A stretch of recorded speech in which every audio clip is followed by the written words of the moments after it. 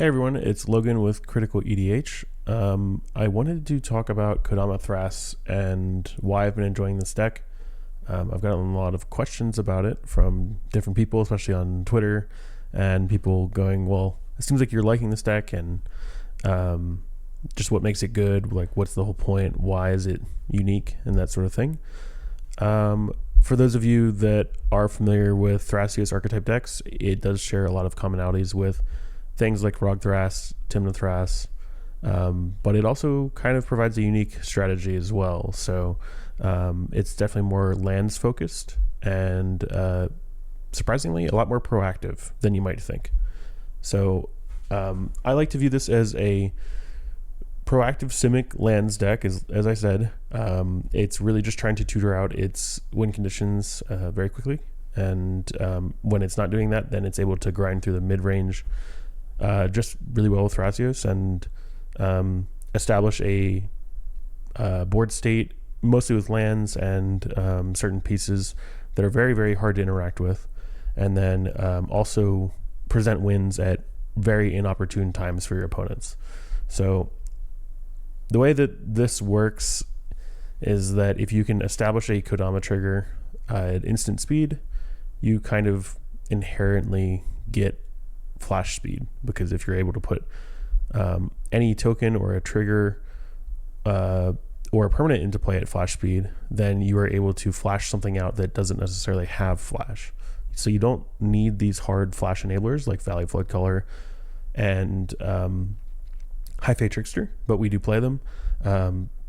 If we have something like Endurance or Subtlety, we can get those pieces out very quickly, or just at an inopportune time for our opponents. And then it's very hard because they have to respond to the Kodama trigger. They would have to counter the Subtlety or Endurance, I guess, but that's pretty hard to do. So I'll give a rundown of this deck and kind of the way that I think about things. So right now, let's just go over the commanders. Thrasios is a green-blue, 4 mana, scry 1, reveal top card of your library. If it's a land, put it on the battlefield tapped, otherwise draw a card. Basically, this is your early game. You play Thrasios.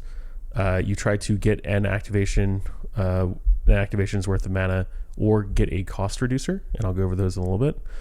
And so those cost reducers will reduce it down to 2, and then if you have one additional cost reducer, it will reduce it down to 1, and that's pretty strong.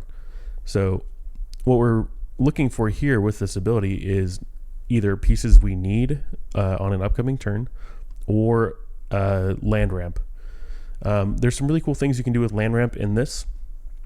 You can actually pseudo land storm with Thrasios, where if you reduce his cost enough, if your lands trigger any abilities when they enter, say make a mana, you can either go mana neutral with your Thrasios activations and continue until you stop finding lands, or you can go mana positive and then most likely win the game.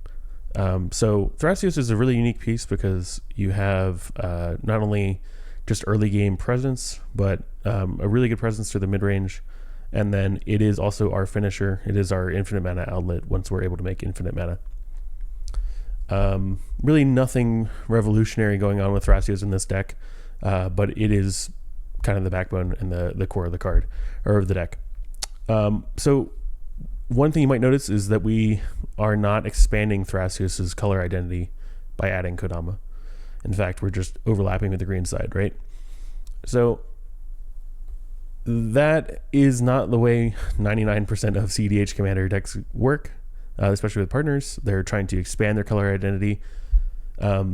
This commander provides a unique ability because essentially this is just a combo engine in the command zone, and once we're able to make enough mana for Kodama, it's very hard for our opponents to interact, and we can present an overwhelming amount of value or just raw combos in order to make infinite mana and then use Thrasios as an outlet to win the game. The way Kodama works is that if Kodama's on the battlefield, you have a permanent enter play. Kodama sees that permanent. So in this case, this is a Mystic Remora.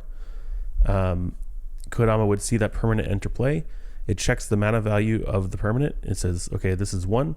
you can take a permanent from your hand, such as a land or anything 1 or less. Remember, lands are 0, and you can, with the Kodama trigger, just put it into play. The way this works with your opponents is you must declare your Kodama trigger when this enters. So I cast Remora, does it resolve? Everyone passes priority on it. You go, okay, cool. Remora, ETB, trigger Kodama. And then your opponents have priority in the Kodama trigger. If they all pass on it, then resolve your Kodama trigger. And if they go, wait, I didn't know you're gonna put that down, they have already passed on their ability to respond to it. So you don't let them take that back, because there's really no window for them to do anything unless they're going to stifle the Kodama trigger. They can remove Kodama in response, but remember that keeps the trigger on the stack. And then you can just say, well, if you're going to remove Kodama, like, is there something you want me to not put into play, or there's something you're worried about? In this case, like, obviously this is a small piece, so it's either a land, or let's say we're putting a Chrome Mox and pitching this exploration. Something small like that, right, in that case. But with the bigger pieces, it is a way to cheat in some very relevant pieces that will stop your opponents from interacting. Kodama is a really cool card. It's one of my favorite cards in Magic, and one of my favorite commanders. So I've played a lot of different iterations of Kodama, and I think by far this is my favorite right now. I think there's a lot of cool things that the commander can do, but because this has a really unique angle on lands, you can mess around with lands, and lands don't really cast spells, right? They don't trigger Rhystic Study, they don't necessarily trigger Smothering Tithe, and your opponents are going to be like, okay, well, you're putting lands into play. What am I supposed to do about that? And you're like, I don't know. Let me, can I take a game action, or can I keep going, or whatever? So that's what I like about it. It's really fun. It's kind of good at all angles, and it can win extremely fast. So I've had a few people play the deck at locals, and these are really good pilots. And I've seen multiple turn 2, turn 3 wins with the deck, just because the amount of explosivity and mana it can generate. So that said, that's the commanders. That's kind of the rundown. I'll talk about them both more in a little bit. But the first pile of cards I want to talk about here are just our mana generation. So here's the stack of mana generating rocks, and here's the stack of lands. We've got a lot of lands. We're on 33, including Dryad Arbor. So this is a creature and a land, which has 2 notable types that will come up later. And you can do things like tutor Green Suns for 1, and or just pay 1 for Green Suns and tutor Dryad Arbor onto the field. It's pretty solid. And we have a few utility lands such as Talon Gates, Shifting Woodlands, and Urza's Saga. And then we have combo piece lands as well. So I'll kind of go over all those as we need to. But we're on Boseiju. We're not on Otawara. It just doesn't fit. A couple other notable things that we are on. We are on 4 basics, 2 snow-covered and 2 regular of each color. And that's because we just need our fetchable targets. There's a play pattern in which you fetch, if Kodama's on the field, you play a land. That triggers Kodama. You're able to put a land from your hand or a 0 rock onto the battlefield. You can fetch, and then when that fetch land ETBs, it triggers Kodama again. So this is actually a really good mana accelerant, and having those fetchable targets is extremely important. Most people know Kodama with its ability with bounce lands and creating multiple triggers. So if you have any landfall trigger that creates a token, you're able to take a bounce land such as Arid Archway or Simic Growth Chamber. Reminder, these lands enter tapped, and then when they enter, you can return a land to your hand. The way this works with Kodama and a landfall trigger is that you play a land for turn with Kodama and your landfall trigger. You return this land back to your hand. The landfall creates a token. Kodama sees the token be created. There's a Kodama trigger on not only the land, but the token. And then you resolve this land with the token trigger. And then you create another token. And you bounce this to your hand. And then play it with the Kodama trigger. So what this does at its base level is it will create infinite tokens of the whatever you're creating. So if you have Field of the Dead, you'll make infinite 2/2 zombies. If you have Tireless Provisioner, you make infinite treasure tokens. And that's pretty good because we have Thrasios. So if we make infinite treasure tokens, we're able to basically draw our deck, have all of our interaction, all of our win lines in our hand.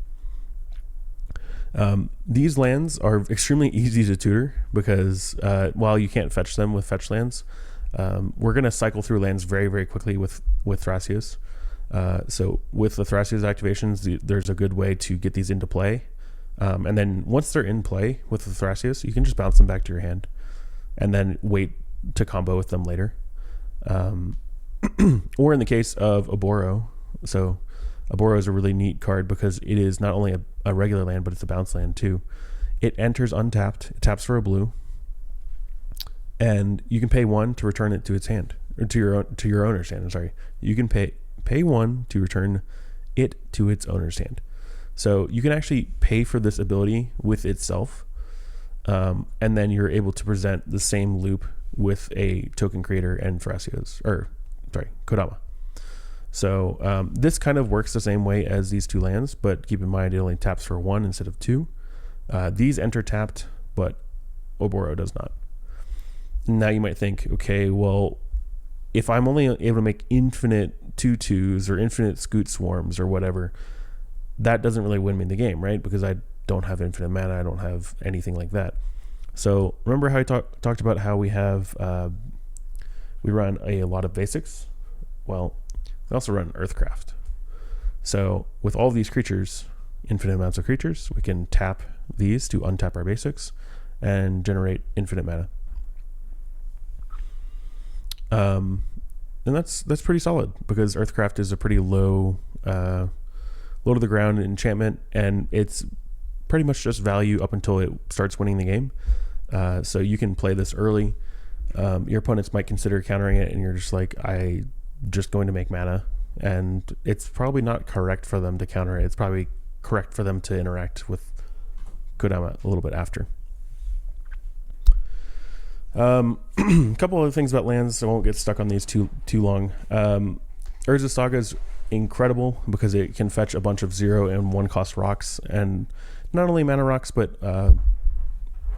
artifacts that have utility, such as let's see where I put it.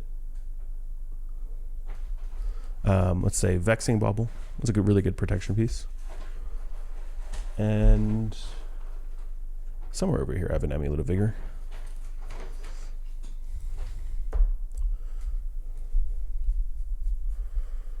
You can get Mana Vault, Soul Ring. Here's our Amulet of Vigor. We can also get Amulet of Vigor. This is a really good way because Thrasios says those lands enter tapped, and then once Amulet sees them, they will enter tapped onto the battlefield with the Thrasios and then untap, and then you can tap them and do what you need to. So they kind of start discounting this activation. I very, very often tutor for Amulet on Saga, and having an early Urza Saga is incredible. Boseiju is a good way for us to interact with decks that play Breach. Otawara, we generally don't keep up that much mana, so it hasn't really been testing that well. And obviously that's a channel ability, so this deck performs really well against decks like Kefka, where they strip cards from your hand. And we don't really care because if we have our necessary pieces on the board, we're kind of representing what we need on the board state without anything in our hands. Talon Gates is just a good way to phase out creatures. I'm currently not on the Oboro Breezecaller line because it's come up a few times where I've had Oboro Breezecaller and I have not been able to complete the combo with Talon Gates and Gaia's Cradle. And the reason is because we just don't have enough creatures. So what I did was cut Oboro Aurora Breeze Scholar, and it's felt totally fine without, but I've still liked having the inclusion of Talon Gates. So we're still on Talon Gates for now, and it's been okay. Shifting Woodland is just another way to get another thing back from your graveyard should one of your pieces get countered or otherwise destroyed. It's another good way, like say Earthcraft ends up in the yard and you're like, oh, I need that. Well, you can pay 4 mana and you can have this become an Earthcraft. It's pretty solid. Other than that, we've got a lot of multicolored lands, fetch lands, gemstone. This is Prismatic Vista. This lets us tutor for a basic. Rejuvenating Springs, Manamo. That's a good way to untap Cradle and untap the One Ring. More fetch lands. Mana Confluence is multicolored. Field of the Dead, as I talked about. This has never really come up that often, but should all of your outlets die or otherwise be killed to use a bounce land and Kodama, we can rely on Field of the Dead, because it says whenever a Field of the Dead or another land ETB is under your control, if you control 7 or more lands with different names, create a 2/2 black zombie. So should you have enough lands, you will make zombies on landfall, and you're able to still perform these infinite combos with these bounce lands. So that's pretty nice. And then a bunch of basics, and let's see, we are on a Surveil. I wasn't on a Surveil for a little bit, but now we are, because there's so many untapping effects, including Amulet of Vigor, and I'll talk about Tiller Engine in a second. So even though this enters tapped, just having that additional, like, look at the top card of your library has been feeling really good. And then there's really one more land I want to talk about. It's called Sun-Scorched Desert. This combos with one particular creature in the deck called Moloku. Moloku essentially lets you return a land to your hand, and then it creates a 1/1. So Kodama will see that 1/1 be created. You'll put this desert back down, and when it ETBs, you deal 1 damage to a player. You can tap this to pay for the Moloku ability, activate it again, put it back down, and you continue to keep doing this.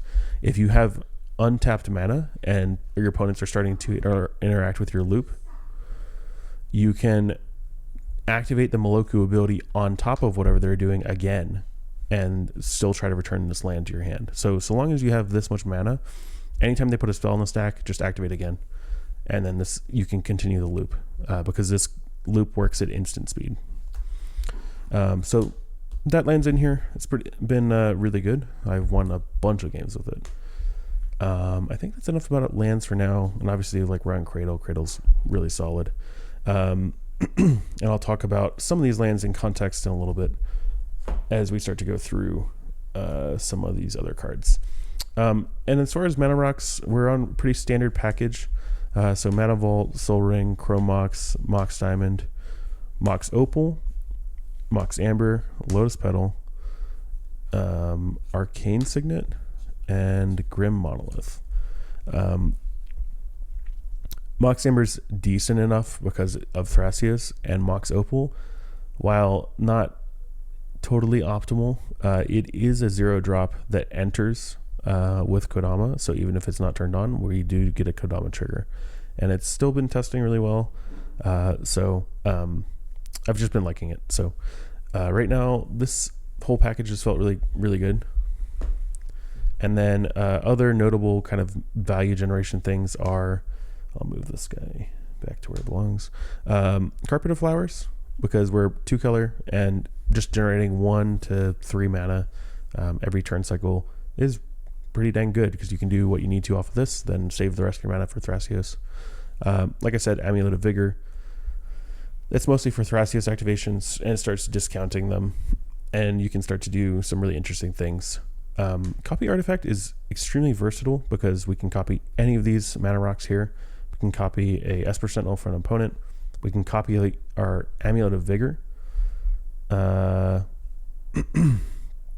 because Amulet is a trigger. We can also copy Tiller Engine, or Defense Grid.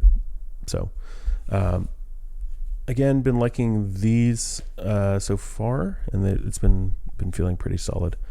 The next thing I want to move on to is sort of our value engines and early game pieces. Exploration is a good way to get an extra land drop. If we end up with surplus cards in hand, then we have 2 land drops. It's very, very hard for your opponents to deal with. Mystic Remora is an auto include. Burgeoning. So Burgeoning says whenever an opponent plays a land, you may put a land from your hand onto the battlefield. Some neat things you can do with this is with let's say you have Burgeoning and Amulet of Vigor. Your opponent plays a land. You can play this Simic Growth Chamber tapped. There's an Amulet trigger to untap it. You can then tap it for green-blue and then return it back to your hand. And this is especially useful if you have Thrasios activations that are down to 2 mana. So these cards synergize really well, but you don't necessarily have to have both of them for it to be good. But I've been really liking Burgeoning. Of course, we have Rhystic Study. Mirror Maid copies an enchantment or artifact. Again, we can copy all those artifacts that we just talked about here with Amulet of Vigor, Tiller Engine, or just copy another Rhystic Study, copy a Smothering Tithe, and excuse me, that feels really good. One Ring is just a place to put our mana. If we have enough mana, we can just play the One Ring, and hopefully it just draws us into what we need, or just more lands, things like that. A card that I've been playing is called Ancient Stirrings. While this is not a value engine, this is a really early, actually it's really kind of early to late. It feels like a tutor. So it says, look at the top 5 cards of your library. May reveal a colorless card from among them and put it into your hand. Put the rest on the bottom of your library in any order. So let's remember that lands are colorless, and we've got 33 of them. And then we have this giant package of mana rocks plus Tiller Engine and Defense Grid and all of those things. It's a 1 mana spell that lets you look at 5 cards and basically will not get countered. If somebody mental missteps this, they're playing incorrectly for the most part. Brainstorm is probably better ultimately, but Ancient Stirrings has felt really good because we typically have more green than we do have blue, and it's very innocuous, and it's just a sorcery. So I could see it being cut, but I'm liking it for now, and it's never missed when I've cast it.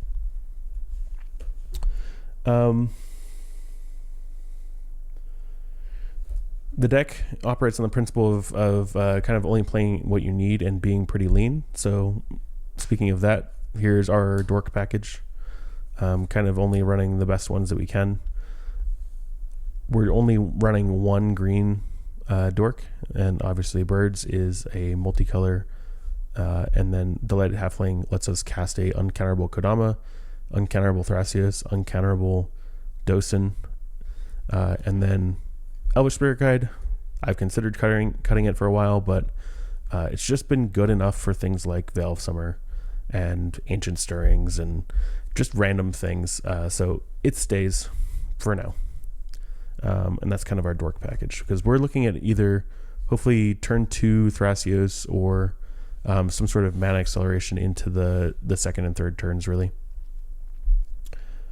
I think the most important thing for us to talk about right now is sort of our Thrasios package. So let's move Earthcraft out of the way here.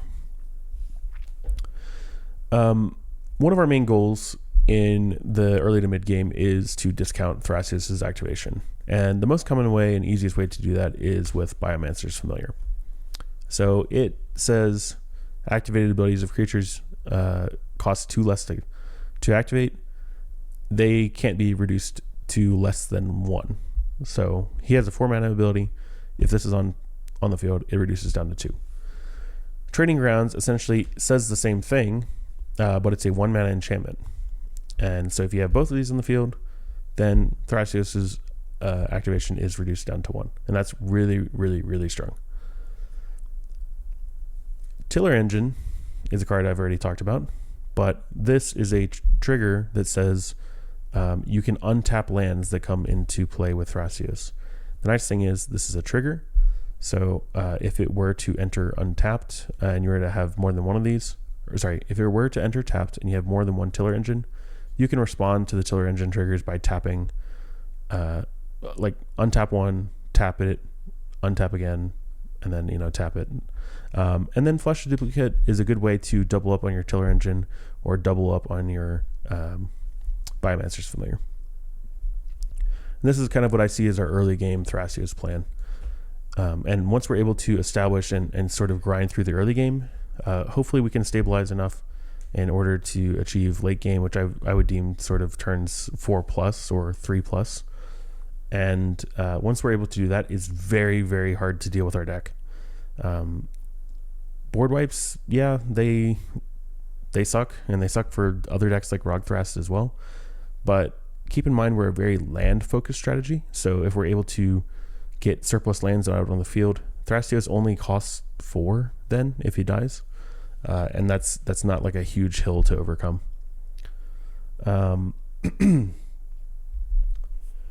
Let's start to dive a little bit deeper into the iceberg of other creatures that are important.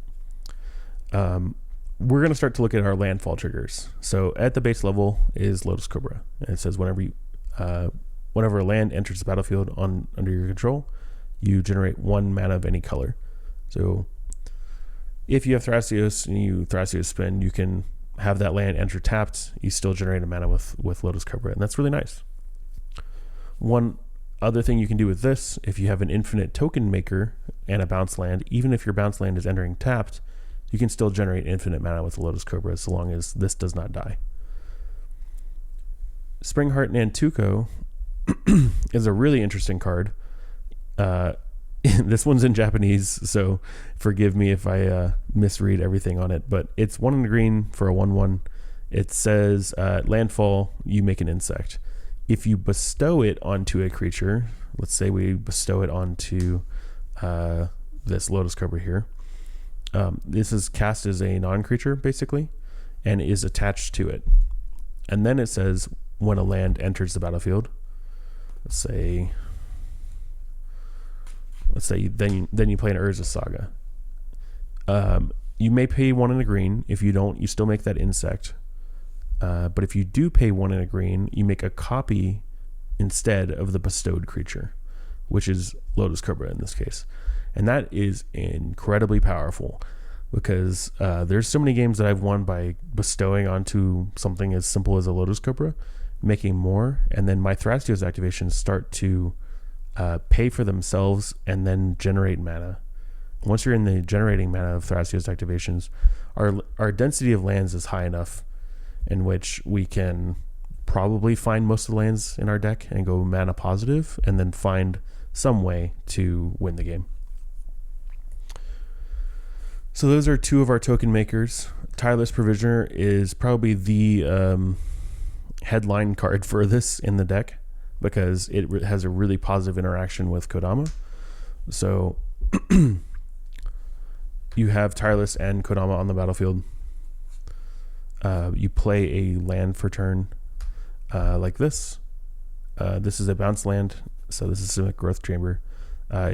Tireless Provisioner creates a 1/1, or sorry, not a 1/1. It creates a treasure token. You bounce this land back to your hand. With the Kodama trigger on the treasure token, you put it back down. And you continue to do this until you create infinite mana. Now, if you have Provisioner and this land in hand, you can, and you have Kodama on the field, if you're able to cast Provisioner with the Kodama trigger, you can put this land into play. So that's just kind of a way to shortcut here. I don't think that really matters too much overall, but what I've done before is cast something like Dosin. If they have no response to Dosin or they don't kill Kodama or whatever, then you, okay, Kodama trigger, here's Tireless Provisioner. And they're like, oh, okay, we're screwed. You go, here's land for turn. Then present loop of land and then win the game. So that's Provisioner. It's really, really strong. And of course, these are tutorable. I'll go over the tutor package in a second. Nissa is just another Lotus Cobra, but this one doesn't really die to Bowmasters. Nissa has a trigger that says Lotus Cobra text, and then if it's the second time it's happened, say you fetch or you play a second land, then you're able to look at the top and reveal the top until you're able to until you find a elf or elemental. Notably, we have a couple of elves. We have this Spirit Guide. We've got this Elvish Mystic. Those are not so great, but we run 2 elementals. We run Endurance and Subtlety. And putting either one of these into hand is very strong, and I'll talk about that in a second. That's part of our flash package. So Nissa is good in multiple ways with this deck. Scoot Swarm. It's another token generator. That's all there is to it. It's really not that complicated. And is it the best card in the deck? No. Do I like it? Kind of. I have this like pretty version, but it's felt like good enough backup when these things aren't presented, or if I'm not able to get a tutors, and if I just get to Scoot Swarm, I can usually piece something together with Earthcraft. One thing I didn't mention before was, let's not forget we're on Gaia's Cradle. So if you're able to make infinite dudes with a bounce land like this, so you have a Scoot Swarm, you're making infinite dudes, that doesn't really mean anything, but if you look down and you go, ooh, I have an untapped Cradle, then your Cradle taps for infinite green, and that's pretty solid. Another thing you can do is bounce this land over and over again.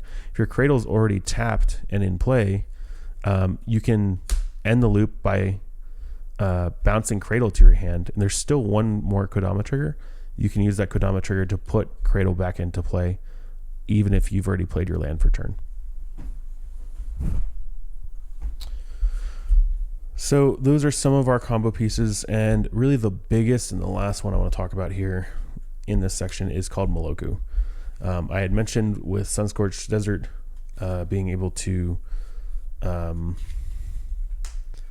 activate Moloku's ability with Kodama on the battlefield, and basically, let me clean up this a little bit. Put this guy over here. We'll just kind of move this stuff and condense a little bit. So you're going to look and you go, wow, this is really expensive, but you'll find that this deck makes mana and it's really good at doing that. So we're going to be okay. But with Moloku, you pay 1, return this Sunscorched, create a 1/1. We'll use this to represent our 1/1. Then we have a Kodama trigger. Put this Sunscorched back into play. Deal 1 damage to your opponent. Tap the Sunscorched to pay for the Moloku. Return it. Create that 1/1. Put the Sunscorched back into play. Rinse and repeat. The really cool thing about this loop is if you have untapped mana, such as Cradle, you can tap Cradle to activate Moloku on top. And let's say you have 6 floating or something like that. You can just keep activating Moloku on top to repeat this loop. Moloku also works with any mana positive land. So let's say Ancient Tomb could potentially get you there so long as you have life total. If you have Gaia's Cradle, you can tap for, let's say 6, pay for 1, return this, put this down, generate infinite mana with Moloku. And that's pretty solid. So Moloku is kind of like a bounce land and a Kodama trigger and all in one. And that's why I like the card. Creatures are also very, very hard to interact with. So having more creature things to do is pretty solid. The next thing I want to talk about is the tutor package. We have one creature tutor one tutor on a creature, and that's Spellseeker. And the reason we are on Spellseeker is because it gets us the rest of these. Summoner's Pact, Green Sun Zenith, Finale, Nature's Rhythm, Crop Rotation, Worldly Tutor, and Neoform. So There's some cool things you can do here, but I'm going to start separating these into a little bit of categories here. So Neoform's a creature tutor. You can Neoform, like get Spellseeker, play Spellseeker, get Neoform the Spellseeker into any 4-drop in our deck. There's a couple good ones, such as High Fate Trickster, or I guess that's pretty much it, honestly. But that'll give you flash speed in that case. Or you can just Neoform any other creature here. A lot of times, like, Thrasios is not bad, because if we Neoform Thrasios into Tireless Provisioner, we're able to go infinite with Kodama. Even if we don't have Thrasios, that's fine. We'll just generate infinite mana and then play Thrasios after, and we can win the game that way. Eldritch is very much the same thing as Neoform, but with a little bit less restrictions and higher casting cost. Keep in mind Summoner's Pact and Green Sun Zenith are only able to tutor green creatures, and they do very different things. Summoner's Pact is a card you're probably not very familiar with because it doesn't see a lot of cEDH play. But the cool thing is it can tutor Endurance at instant speed to your hand, and then you can Endurance at instant speed to potentially Kodama trigger and put something into play. What that means in that situation is kind of for you to figure out. But Summoner's Pact has felt really good, and also just tutors any of our green win-con creatures, such as Tireless Provisioner or Lotus Cobra, and those sort of things to your hand, and you just kind of win the game with this, and it's 0 cost. Green Suns is a nice repeatable tutor because it shuffles itself in. It's also very low casting cost, and most of our creatures are green. We're able to cast it very early in the game for even a Dork or a Biomancers for X=2. Green Suns is really nice like that. Finale is, of course, a win con. If we're able to generate infinite mana, we can Finale for X=1 trillion and overrun our opponents. Worldly Tutors just felt good enough just to tutor a creature to the top. This could be coming out, but really with Thrasios activations, if you're able to Worldly Tutor what you need to the top, activate with Thrasios, put it into hand, it's been fine. And then Nature's Rhythm. Man, this card's a house. Nature's Rhythm is really cool. It's basically Finale. It works the same way as Finale. But if it gets countered or if it resolves and it ends up in graveyard, you can then pay 4 green and Harmonize and tap a creature with power whatever, and then that reduces the cost by that power. So it allows you to double tutor. Kodama is also a really good way to use this. It doesn't need to be it doesn't need to have haste. It can be summoning stick to Harmonize with Nature's Rhythm. And last but not least, Crop Rot. Crop Rotation is an instant that lets us sacrifice a land, get any land from our 33, and put it directly onto the battlefield. It's really good at saving your ass with Talon Gates. It's really good at just getting Cradle onto the field as well. And there's really no reason we wouldn't run it in this case. Chord of Calling has been good as well because it's a instant, and it's a way to say we have 3 to 4 creatures on the field. We can probably pay for this this green cost with most of them, and then use generic to pay for the rest. And again, it's an instant, so just being able to tutor a creature card to the battlefield at instant speed is really strong. Expedition Map is another land tutor, but it tutors to hand. You have to pay 1 and then pay 2 and tap it and sack it to put that land to hand. In some cases, this is useful. A lot of times I will just play this and let it sit on the battlefield, and occasionally into the late game when I have extra mana, that's when I'll put that land that I need into my hand. Sometimes it's Talon Gates, sometimes it's a win con land such as those bounce lands, sometimes it's Sun-Scorched Desert, who knows what. But I think using the Expedition Map kind of aggressively if you don't need to is probably a mistake. So what I like to do is I kind of let it sit around until later. It gives me more options. All right. Last thing I want to talk about tutor-wise was Invasion of Ikoria. And Invasion is a unique one because it kind of works the same way as Finale. But this is also a permanent into play. So this permanent's mana value is 2, and Kodama does recognize this and will give you a Kodama trigger for 2 or less. Unfortunately, this one's not tutorable from Spellseeker because it is a battle. And then, of course, Archdruid's Charm. This card's been in and out of cEDH decks for a while, but I think in the Cradle decks it's been feeling really good. It's a multi-function card. It's a modal card. So the first one says, first of all, it's an instant. It's triple green. It says search your library for a creature or land card and reveal it. Put it onto the battlefield, tapped if it's a land. Otherwise, put it into your hand. So if it's a creature, it just goes to hand. And then shuffle. You can also put a +1/+1 counter on target creature you control and then fight another creature. Or, well, it really just deals damage to another creature. So let's say we use Kodama. We can kill anything with 7. It's pretty nice. And then the last one comes up a ton. Exile target artifact or enchantment. You can exile an Underworld Breach. You can exile an LED. All kinds of fun stuff you can do with that. So that's kind of our tutor package. And you notice that there's a lot of tutors and there's a lot of room to be proactive in this deck because most of our combos are lands and creatures. So if we're able to get the creatures that we need and the lands to line up, we're able to combo off. I had a couple other piles here to look at.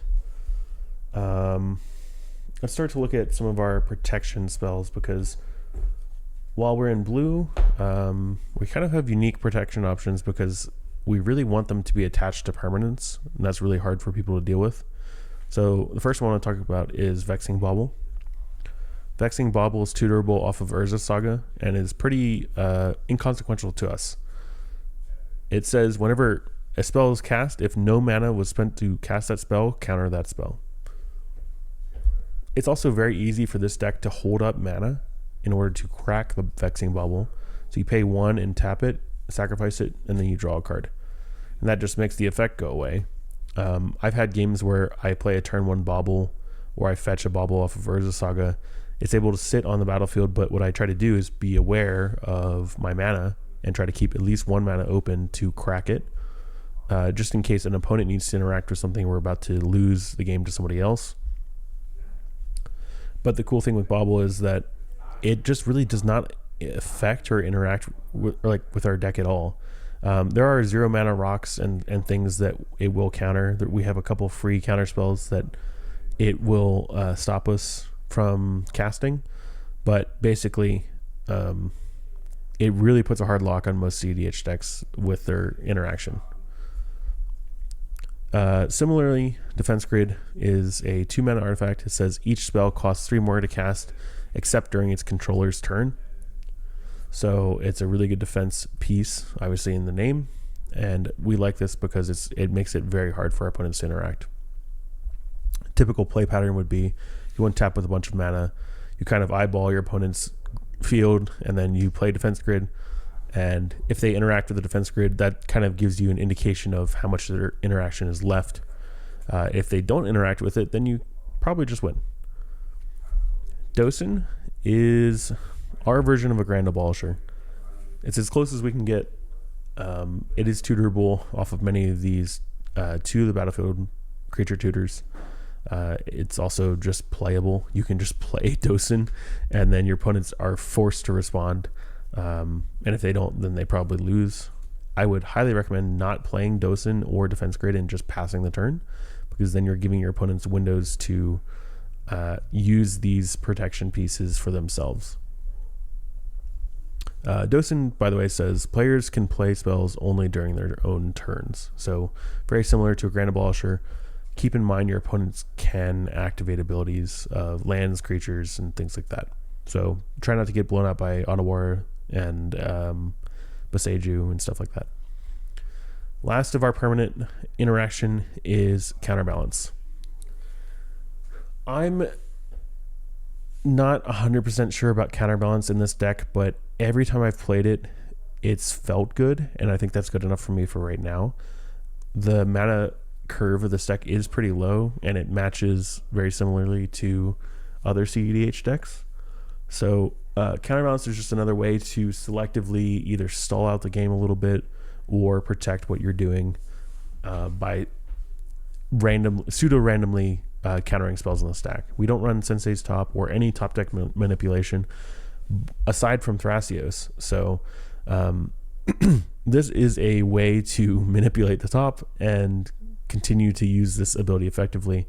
But outside of that, it's just incidental counter your opponent's spells. So the way that this reads is when your opponent casts a spell, you may reveal the top card of your library. If those mana values match, then you counter that spell. So in case this is on the top, Eldritch Evolution, and someone's casting a Fierce Guardianship, you would counter that Fierce Guardianship.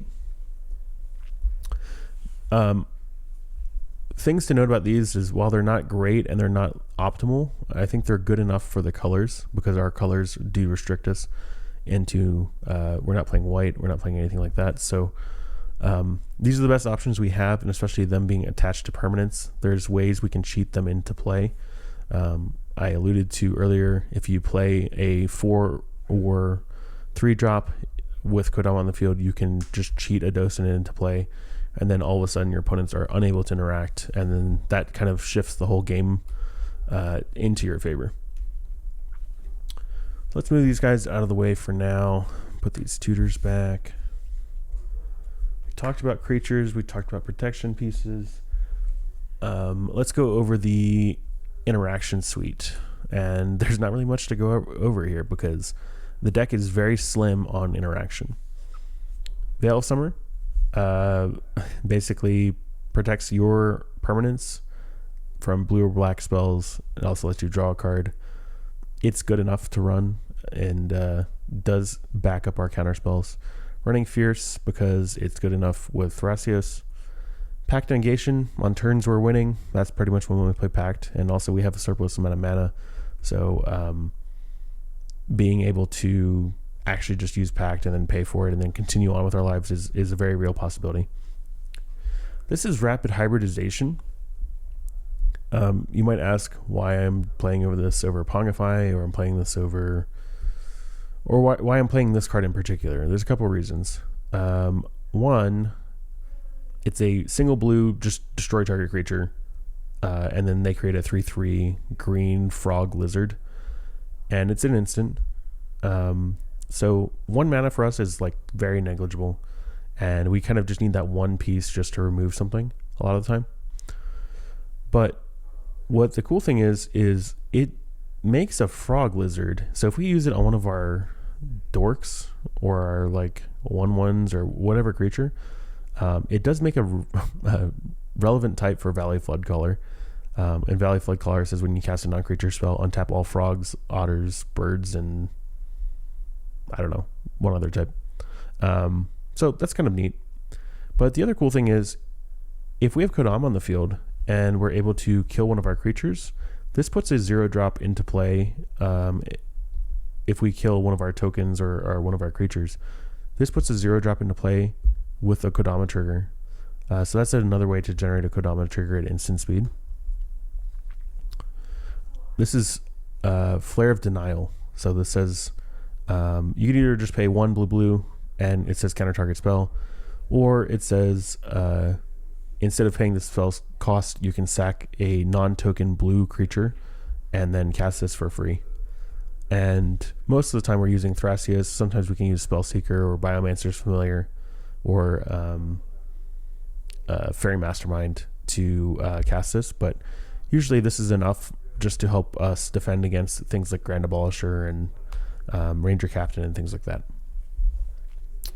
And last but not least is Into the Floodmaw. This is a spell that targets opponent's permanents only. You can remove target creature or non-land permanent and an opponent controls and put it back into their hand. It's just been good enough. It's just generically good. It doesn't no particular synergies with the deck. Last but not least, these are my 2 kind of flexible slots right now. I'll go over Fairy Mastermind first. Mastermind is a infinite mana outlet technically. So with Docent and Mastermind and infinite mana, you are able to draw your opponents their decks and then you can endurance your graveyard back into your library. Hopefully that's enough to get you there. They'll draw most of their decks, and then they will draw all of their decks and then deck themselves. So that's one way to do it. This will also just probably draw you into the rest of your win cons if things haven't gone absolutely horribly. So Mastermind's just kind of a good like value piece.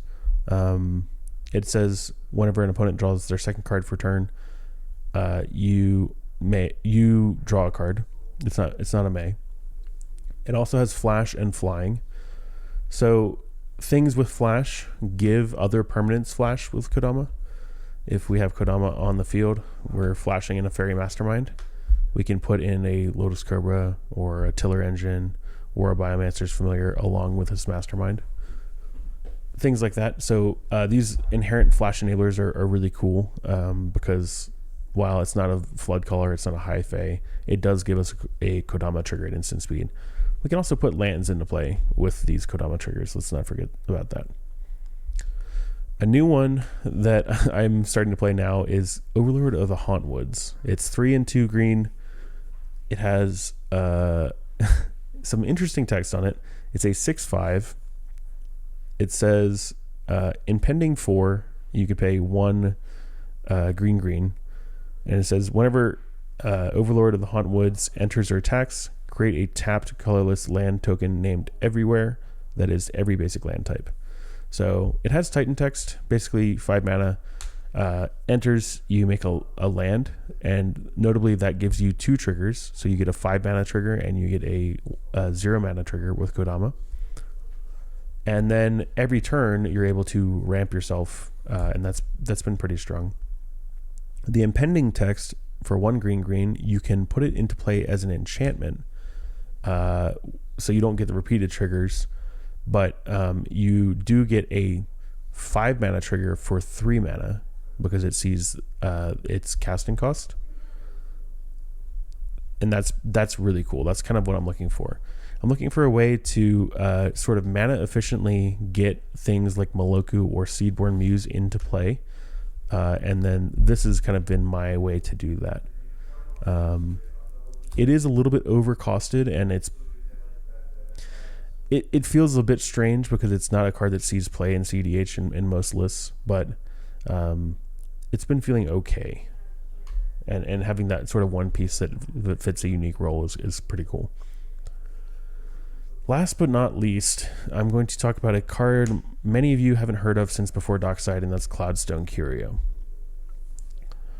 The pattern with Cloudstone Curio in the past was let's use this green card is a Dockside Extortionist, and then we have a Fairy Mastermind.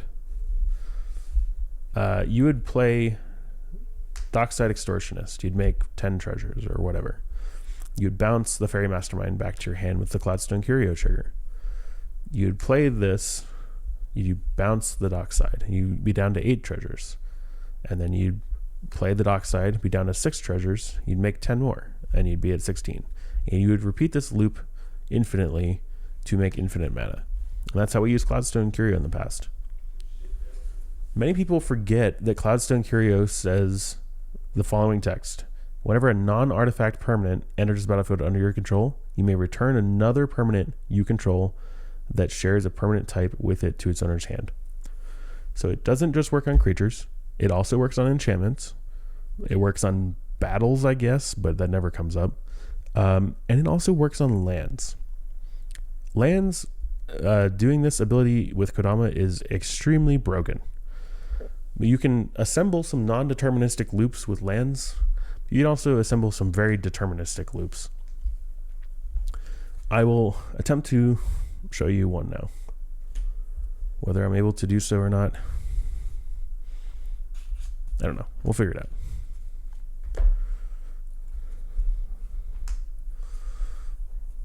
Let's say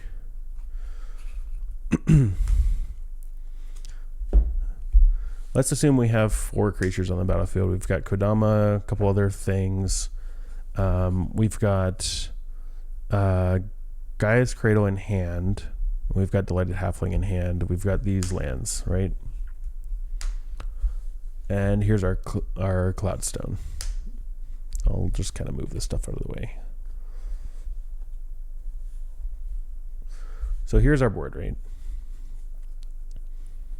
We do tap Beseju, play this guy, play the Halfling. In response, you can float one here, and you have a Cloudstone Curio trigger to bounce this, and you have a Kodama trigger to play that allows you to put Cradle into the battlefield. Then you have a Cloudstone Curio trigger on Cradle, bouncing Beseju to hand. Because we've already floated a mana, we're able to play this and do the same thing. We can't float this one because this is summoning sick. But what we'll do is we'll bounce this guy, and with the Kodama trigger, we'll put this Beseju into play, and we'll tap the Cradle to generate a surplus amount of green. We're able to repeat this loop in sort of this weird back and forth to generate infinite green mana. Cloudstone Curio is not a, oh, I have Cloudstone, now I have Kodama, I have A plus B, I win the game. But you will find that Cloudstone Curio is like, I call it like the problem solver, or like the fixer. It fixes a ton of problems, because sometimes you end up with lands on the battlefield that you need to get back to your hand. So if you have a land or a way to put a land into play, that gives you this bounce land back, and you go, ooh, cool, now I can go infinite with my bounce land, because my bounce land's in hand. You need that land in hand in order to cause the triggers to get the landfall. That's why I like Cloudstone. A couple of other things with Cloudstone before we tie up here. Things that have multiple permanent types. Let's go for Dryad Arbor.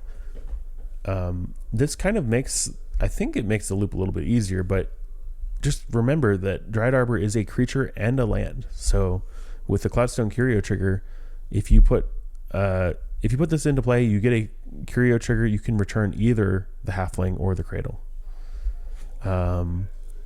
Urza's Saga, you're able to return an enchantment. Not sure why you would want to do that. Maybe you want to tax evade your fish.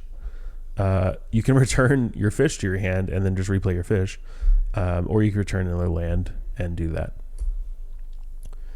Overlord of the Hauntwoods also has a favorable interaction with Cloudstone Curio, because it creates two triggers. It creates one for, well, this is an enchantment creature, which is really cool.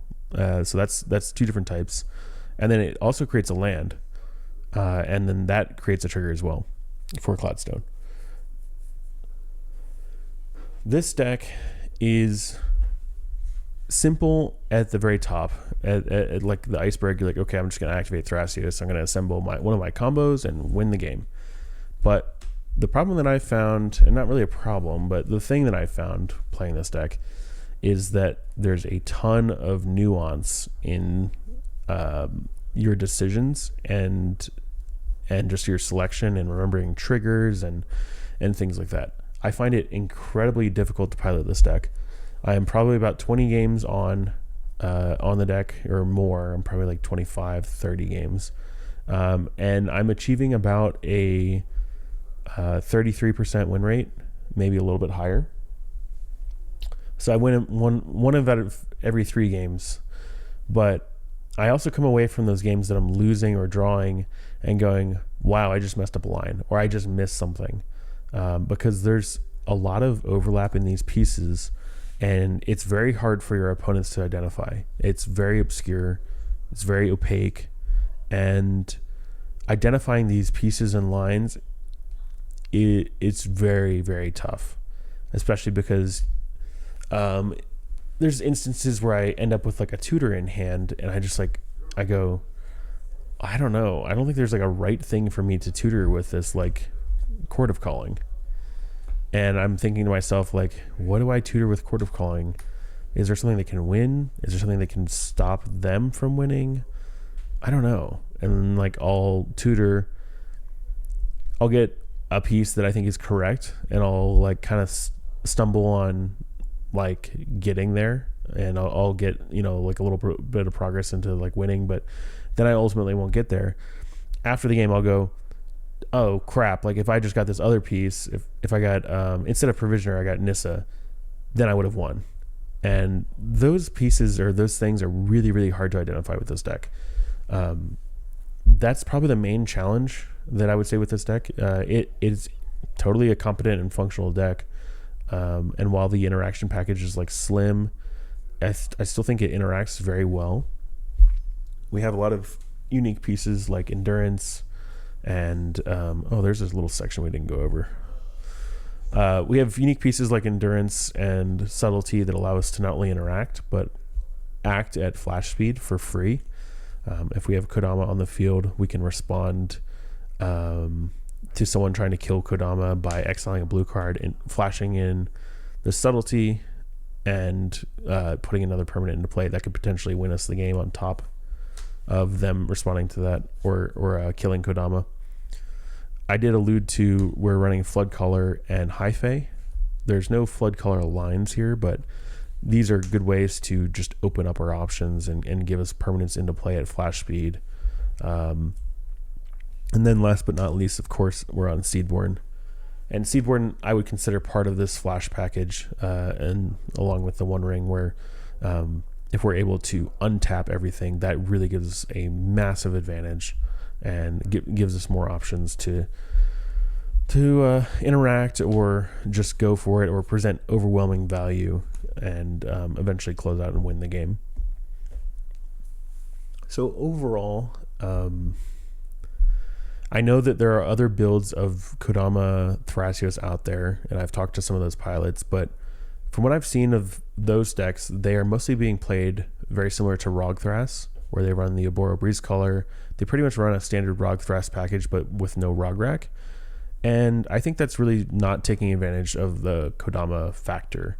And what we're trying to do is lean more into the lands side of things, try to get a number of lands onto the battlefield and win the game or assemble a win.